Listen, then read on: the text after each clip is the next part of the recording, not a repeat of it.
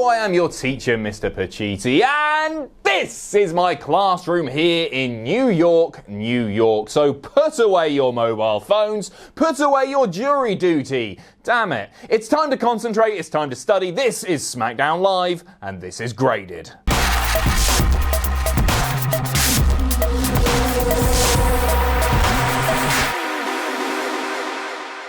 We are kicking things off with a dong. That's right, big dong. Mark Callis is heading to the ring because it's Madison Square Garden, the spiritual home of the WWE, and bloody hell, he's not getting any quicker in his old age. 5 minutes before he gets a mic. Taker says he considers these hallowed grounds his home, that titans were born here, legends were created, heroes were made, something like that. Taker says that we now usher in a new era of WWE superstar, and then he is interrupted by Bray Wyatt. The Fiend is here! I'm kidding, it's Sami Zayn. Bollocks. I like Sami a lot, but Sami bigs up Taker, calling him a legend, saying that he has sold out this arena for like 30 years now, which, I don't know, it just felt like a bit of a weird line. It was like saying, Taker, you've sold bloody loads of t-shirts. It's not very fitting with his character. Whatever. He says that, Taker, you shouldn't be the one opening this episode of SmackDown Live.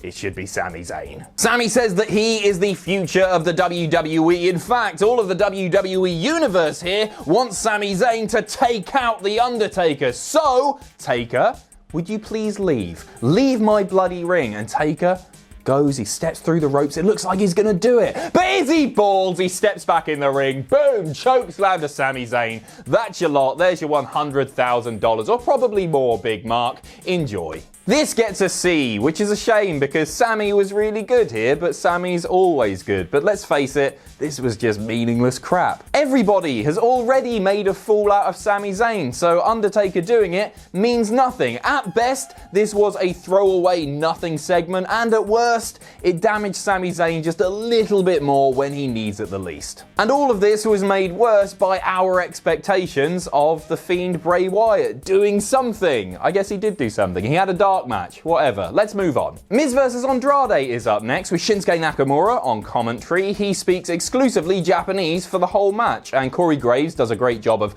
translating for him. That was really, really funny. I mean, it would have made more sense to have Sami Zayn on commentary and just constantly bigging up how dangerous Shinsuke Nakamura is because he's his spokesperson. But he'd just been killed by The Undertaker, so yep. As for the match, and this hurts to say because I'm such a massive Andrade fan, but it was just alright. It wasn't one of his best by any means. There were some alright moments, Zelina Vega at one point utilising a ref distraction to rake the eyes of The Miz, and then a great moment after that, in fact, where Andrade charges at Miz, who's in the corner, goes for a high knee, but gets catapulted over the top to the outside. That was lovely. Later on, The Miz throws Andrade hard into Nakamura at ringside. It must be said that there were a few moves here that just didn't hit quite right. It wasn't so much sloppy as much as these two not having the best chemistry. I think that's fair to say. Anyway, The Miz picks up the win with the skull-crushing finale, and this one gets a B-.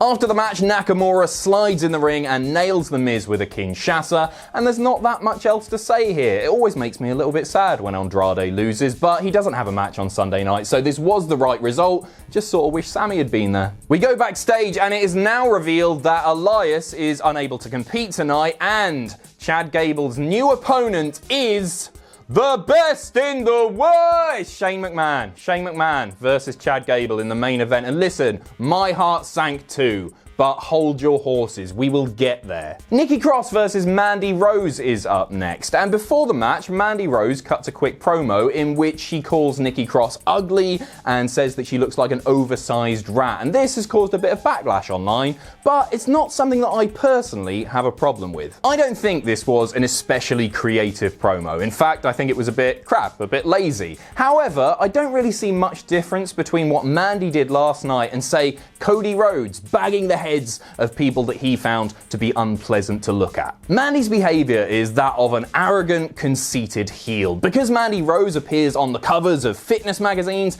and in her mind everybody thinks she's the most beautiful woman on the planet, she has become a narcissist. And because Nikki Cross doesn't fit into her narrow view of what beauty is, she considers her ugly. I can understand why some people might be offended by this, but for me personally, it just didn't cross a line. I think it'll be a sad day when heels can't even call baby faces ugly, however uninspired it may be to do so. After the promo, Nikki Cross runs down to the ring like a maniac. She is completely incensed and just starts battering Mandy Rose. This one didn't last long at all. Mandy makes a brief comeback and she's shouting, "You'll never look like me, Nikki!" And then Nikki makes a comeback of her own. She misses the crossbody, however, does manage to get a roll up. 1, 2, 3, Nikki Cross is your winner. This gets a C-. The match was fine at best, but given the opening promo, I would have liked to see Nikki Cross win with something a little bit more impressive than just a roll-up. Like when she ran to the ring and she was incensed and she wanted to kill Mandy Rose, I was on board.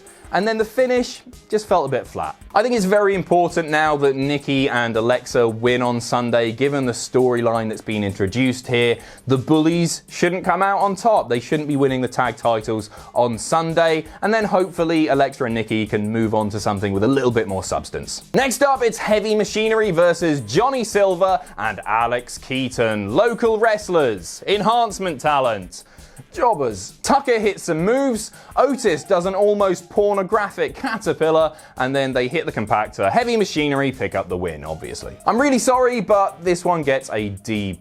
Just as the Viking Raiders start to move away from tag team squash matches, it looks like they may be reintroduced for Heavy Machinery, and on the go-home episode of SmackDown, when Heavy Machinery aren't on the card on Sunday, this just felt like a waste of time. Erick Rowan is out next. He's got some new generic monster heel music and is about to get watted again, poor bastard. Erick Rowan says he is a mastermind, a manipulator. He is more than a big, stupid brute. But before he can continue, he is interrupted by Roman Reigns. The two start scrapping all over the place. There's a really, really cool spot when they're in the crowd and Erick Rowan picks up a fan and powerbombs him hard into Roman Reigns. The two get separated by agents and referees and whatever, but Rowan breaks free, runs all the way around the ring, hits a big crossbody, there's more scrapping all the way up the ramp, and then we see something that I don't think I've seen before.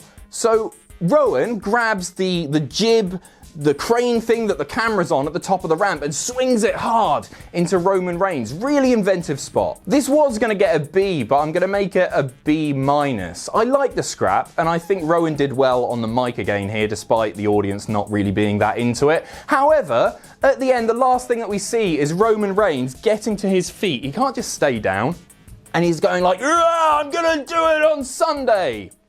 I would have preferred it had Roman just stayed down and sold the impact of that jib crane thing. Bayley versus Ember Moon is up next in a match set up backstage earlier in the night. Charlotte Flair is on commentary, and a good match, if a little short. Really enjoying seeing more of Ember Moon on TV week to week, even if she does still feel like an afterthought in the minds of those at WWE. There's not too much to say, it's just a bit of back and forth here, and then Ember Moon eats a Bayley to belly, still the worst finishing move in all of the WWE, and eats the pin. After the match, there's a bit of a stare down between Bayley and Charlotte Flair. Charlotte Flair's going like, "Yeah, I'm gonna win the title, 10-time champion." And then Bayley is the one to leave the ring. Wimp. Match gets a B-. Again, it was good, but I just wish it had been a little bit longer. I was just getting into it, and then all of a sudden, Bayley to belly, and it's over. WWE champion Kofi Kingston is out next, and he talks about how special MSG is to him, because 10 years ago, he absolutely battered Randy Orton. He laid him out on a table, hit a boom drop. That was the icing on the cake. A huge career-defining moment for Kofi Kingston. Orton then interrupts with the stupid thing that he's been doing to death. He makes fun of Kofi Kingston for having a Jamaican accent once, calling him a big fake. He's a phony. And then he even says the S word. He says the BS word. Jesus. Kofi then runs after Randy Orton, but Orton has a chair. He nails Kofi with the chair, then sets up for the vintage Orton DDT on the concrete. Again, it was all a trap, but Kofi manages to escape. Kofi then takes control. There's a bit of an awkward moment where Kofi Kingston accidentally sort of puts himself through a table. That definitely wasn't meant to happen. But Kofi Kingston grabs another one, lays Orton on top of it, and we get another boom drop. 10 years on. Lovely stuff. I really enjoyed this segment. I'm going to give it an A-. It totally lifted what was up to this point a pretty subpar episode of SmackDown Live. Kofi was brilliant, Orton was brilliant, and everything coming full circle felt brilliant. It would have made a bit more sense had the revival been there, given recent weeks of them buddying up with Orton. I'm not sure what happened there, but it was still really good. Main event time, and it's Chad Gable versus the best in the world, Shane McMahon, to see who will progress to the finals of the King of the Ring. And the special guest referee is none other than Kevin Owens, chosen by Shane McMahon. Essentially, Shane said that if Kevin helps him win, then he will scrap the $100,000 fine for smashing up the TV and attacking Elias. That's important too. Gable makes his entrance, but when he's halfway down the ramp, he's not even got to the ring yet. Shane McMahon's music hits. Out comes Shane with the Best in the World trophy, which he sets next to the throne. And Gable, everyone knows he's a brilliant wrestler, but he's also a hell of an actor. His facials are really, really good. When Shane's music hits, you just see him go... He does the best disappointed face. Out comes Shane, absolutely. So much heat for Shane here. The bell rings and Shane McMahon gets on his knees and starts squaring up, all George style, to Chad Gable. Get it? Gable short, but Chad Gable ends up grabbing him. German suplex, a wonderful, brutal looking German suplex. Kevin Owens fast counts. 1, 2, 3. Chad Gable's done it! He's going to the finals! Fantastic stuff. Everybody's on their feet. They're all cheering. Shane McMahon has lost the match. No, he hasn't. It's not all over yet. Shane grabs a mic and makes it a 2 out of 3 falls match. And this is where it all gets a little bit weird. We come back from the break and all of a sudden Kevin Owens is acting like a proper bellend to Chad Gable after giving him the fast count and everything. And I'm not sure if I missed something, if something happened during the break that we were meant to see. Maybe Shane said, Owens, you're going to get fired if you don't let me win, or Owens is meant to be thinking about the $100,000 fine or something like that. But I don't think this made that much sense unless I've missed something. So at one point, Gable rolls Shane up and Owens gets on the mat and he's like, oh, yeah, the shoulders are definitely down, and then does a slow count.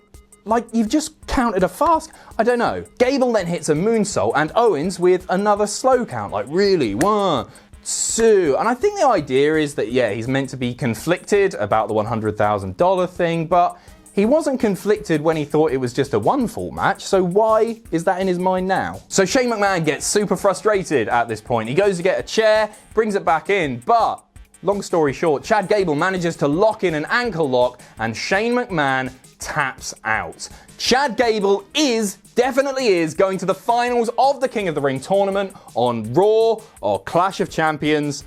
I think it's Raw. I'm not even sure WWE know anymore. And then after the match, Shane McMahon is super pissed off because he's not going to have a trophy and a crown, so he attacks Kevin Owens from behind and fires his ass. Ooh.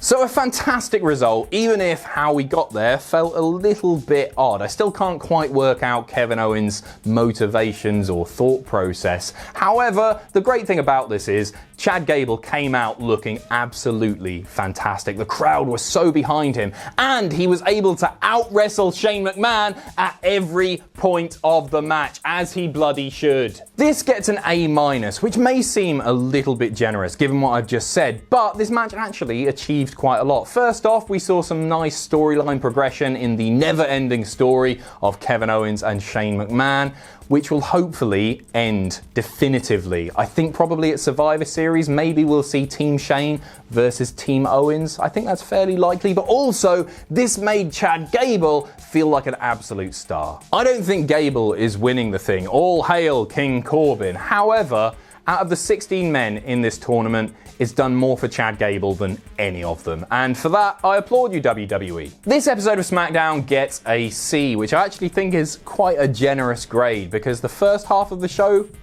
I didn't enjoy much of it at all. It was saved a little bit in the second half by Kofi and Randy and the confusing but still fun main event. But from an in-ring perspective at least, there's not really a match that stood out here. So thank you very much for watching this episode of SmackDown Live Graded. Keep an eye out for all of the great Clash of Champions content we've got coming out over the next few days. I was going to finish here with a joke about time travel, but you didn't like it. Thanks for watching. Let us know what you think in the comments down below. You can follow us on Twitter at Cultaholic. You can find us on Facebook at facebook.com/Cultaholic. If you enjoy what we do here at Cultaholic, you can pledge to us on Patreon. That's patreon.com/Cultaholic. And most importantly, don't forget to hit subscribe and join us.